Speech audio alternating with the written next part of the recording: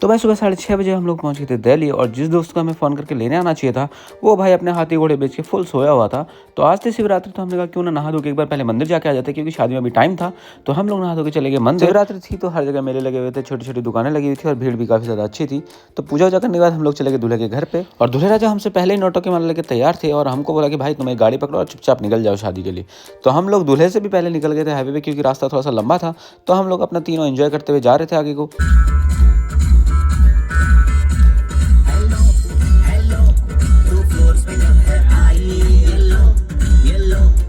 तो भाई राजस्थानी रीति रिवाज के हिसाब से हम लोगों को एक पगड़ी पहना दी थी कि जो मेहमानों को पहनाई जाती है कि भैया हाँ ठीक है लड़के वाले की साइड से। तो हमने पगड़ी अगड़ी पहनी और सारे पटाखे हमारे अंडर थे कि भाई इस बार आतिशबाजी हम ही करेंगे। तो हम लोग पटाखे लेने गए हुए थे, तब तक बारात भी गेट तक पहुंच गई। तो हमने कहा क्यों ना भाई फटाफट गेट तक चलते हैं, क्योंकि अगर बारात पहले पहुंची फिर मजा नहीं आएगा पटाखे फोड़ने में। तो सरपंच जी आगे आगे चल रहे थे, हमें बता रहे थे कि भाई पटाखे यहाँ पे फोड़ने हैं।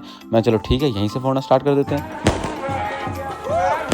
और हमारे मुन्ना भैया डांस करते करते मदहोश हो गए थे। आज हमें पहली बार देखा कि भाई साहब डांस भी बहुत अच्छा कर लेते हैं, और बैंड वालों के साथ ताल से ताल मिलाते हुए डांस कर रहे थे कि भाई एक भी बीट छूटनी नहीं चाहिए।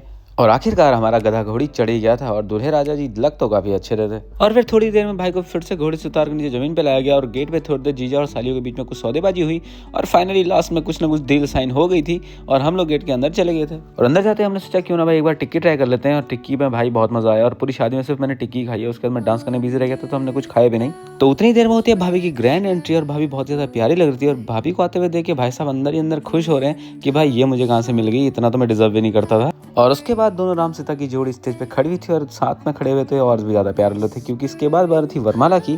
तो भाई वरमाला डालते हुए भाभी ने सोचा कि नहीं डालनी वरमाला। हर फिर सोचा कि अगर मैं वरमाला डालूं तो इस भाई का क्या होगा, ये बेचारा तो कुंवारा रह जाएगा। तो फिर भाभी ने वरमाला डाल दी, और शादी का वर्ल्ड कप जीतने के बाद दोनों ने हाथ उठाकर सेलिब्रेट किया। और जितनी देर में ये सेलिब्रेशन चल रहा था हमने कहा कि भाई डीजे खाली पड़ा है तो हम लोग डांस कर लेते हैं। तो भाई ये था दोस्त की शादी का एक छोटा सा मिनी ब्लॉग, क्योंकि हम लोग तो दोस्त की शादी में गए हुए थे, एंजॉय कर रहे थे। हमने सोचा क्यों ना तुम्हें भी दिखा दें। तो आप लोगों को वीडियो कैसा लगा कमेंट में जरूर बता दीजिएगा।